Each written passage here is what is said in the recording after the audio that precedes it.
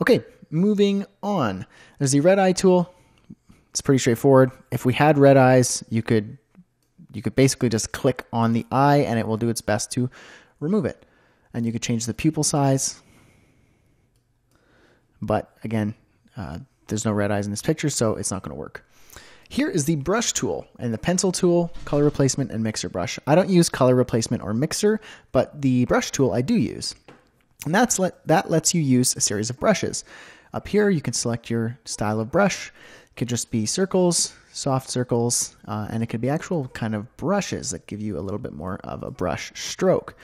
And so you can use that if you wanted to do something like draw something on your graphic that required kind of a bit more of a brush stroke. Now we're going to need a color here.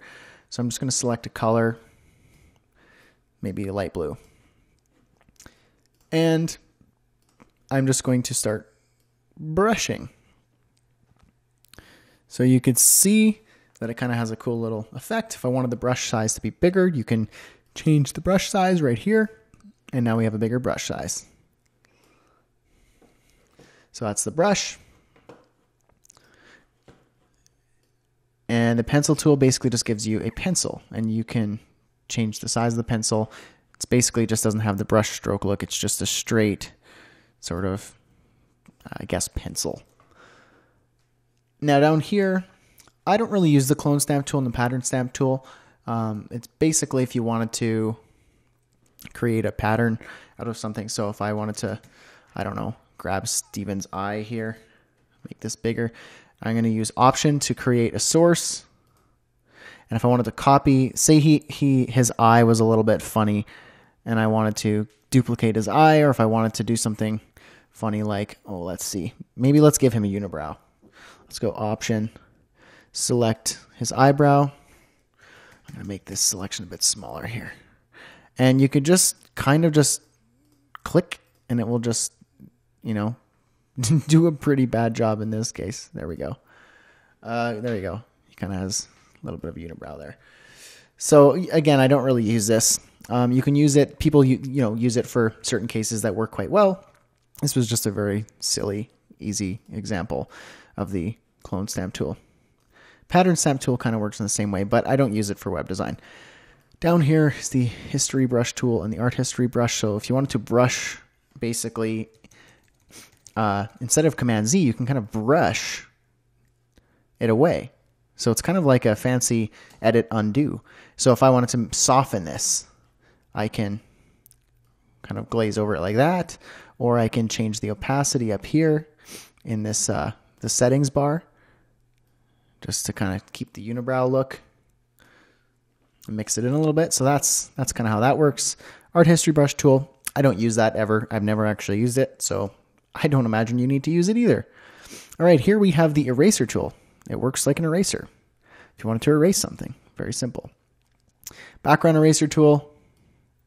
I'm assuming it tries to erase the background. Again, I don't really use this tool. I'm not really sure kind of the purpose of it. Yeah, it tries to figure out the background. As you can see, it kind of works like a little bit like the magnet lasso tool. And it tries its best to remove only the background. So in some cases that might be helpful, but it's kind of clunky and it doesn't look very good. So I'm going to remove those. That's kind of how that works. Down here we have the gradient tool, the paint bucket, and 3D material. I don't use this, but the gradient and paint bucket I do use. Gradient, for example, if I wanted to, let's do a really quick selection. I'll show you. So I'm going to select my brother and I using the quick selection tool. I'm going to make the sample size a bit bigger using the right and left square brackets on the keyboard. This is just going to be a really, really quick selection. It's not even going to be very clear. You can make it really crisp and do a really good job of this sort of stuff, but I'm just going to keep it really simple. I'm going to remove a selection by clicking the Option key while I drag. There we go. Good enough. Now what I can do,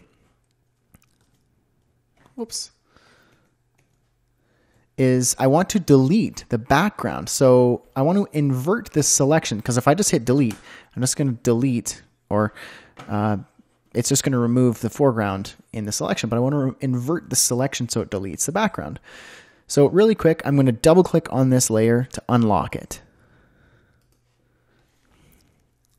And now I can go select inverse. And now it's inverted the selection. I can delete the background. As you can see, it kind of cut off my ear and we look a little funny, but now we just have a layer of us on a transparent background. If I quickly add a new layer right here, now we'll get into this a little bit later of this section of Photoshop, but I'm just going to create a new layer and drag it below here so it's in the background. And I'm going to use the gradient tool. As you can see here, we have different style gradients,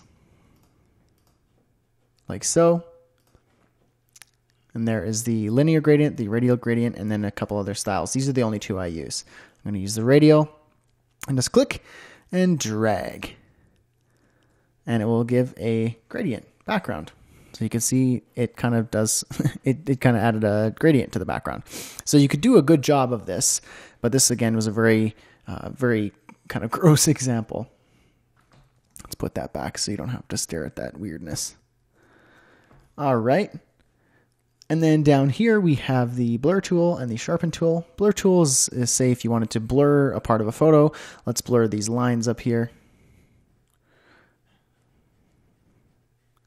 It's very subtle. You can see that it kind of worked. I'll blur his eye too. Maybe you'll see that better. There we go. Blur, sharpen. Lets you sharpen a section. Let's go really crazy on this so you can see that it sharpened it. If you want to sharpen, the hair a little bit and make it stand out, sharpen the eyes, a little bit of the mouth and the nose. You can see that it kind of sharpens it up a little bit. And then the last one of this is the smudge tool. If you just wanted to do a little bit of a smudge. So let's smudge my nose. If you wanted to kind of do some funny Photoshop and play around.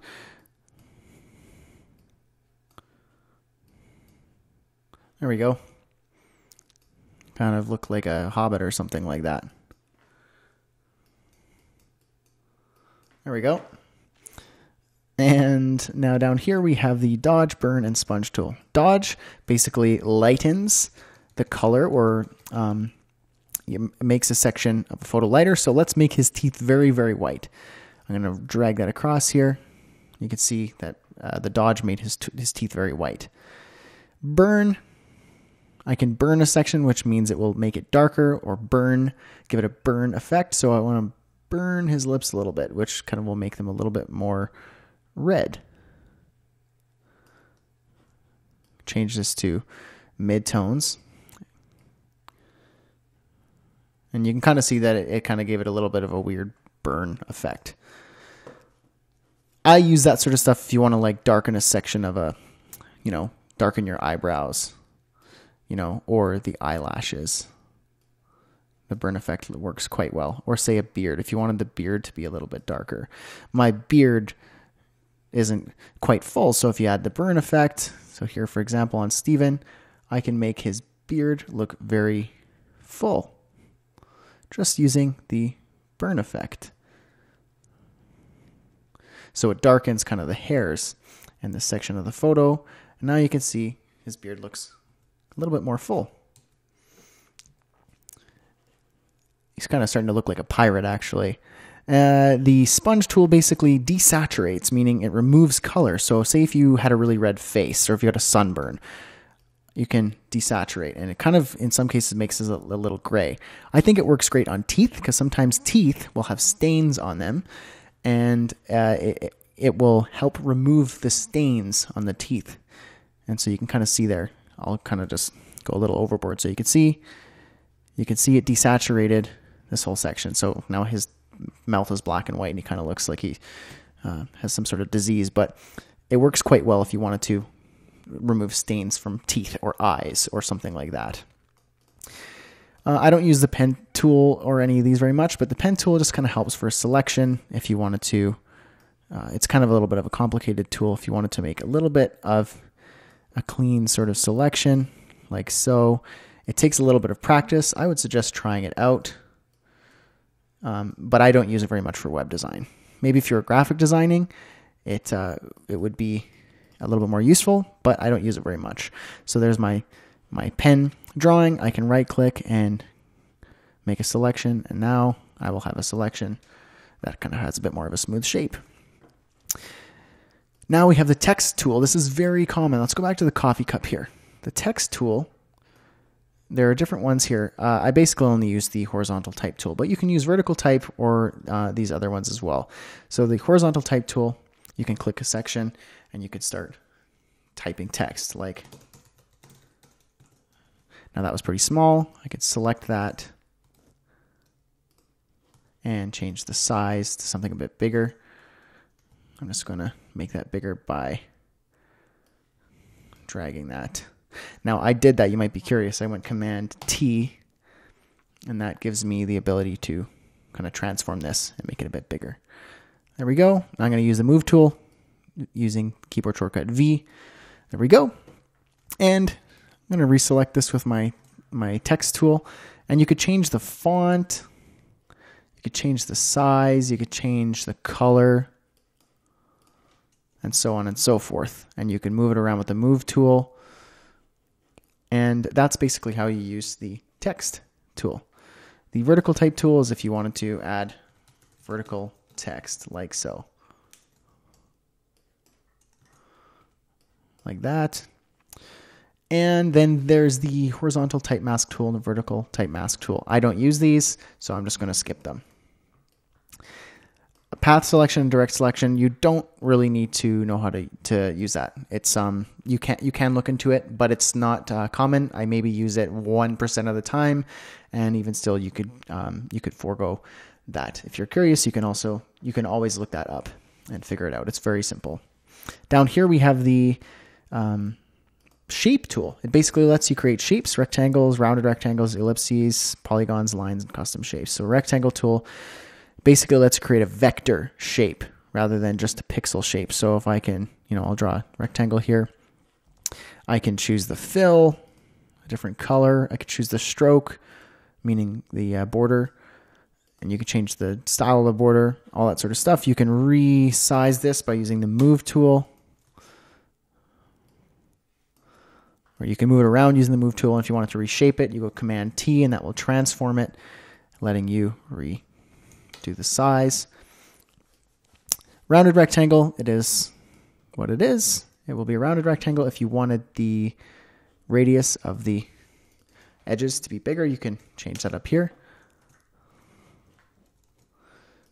There we go. Now we have a 20 pixel radius. There it is.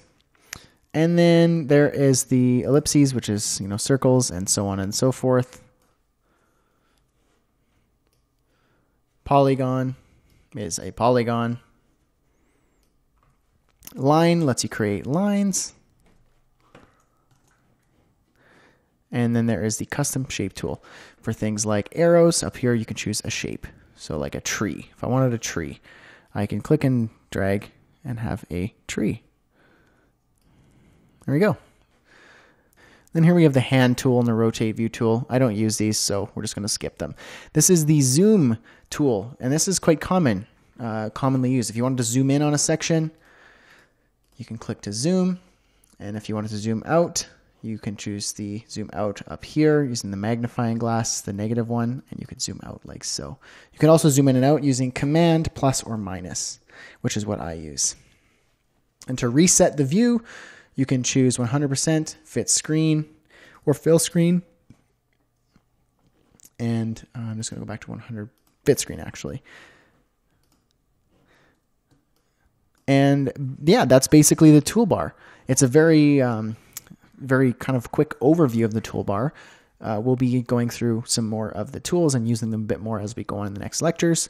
But for now, we're going to leave it like that. So let's jump into the next lecture, and I'll see you there.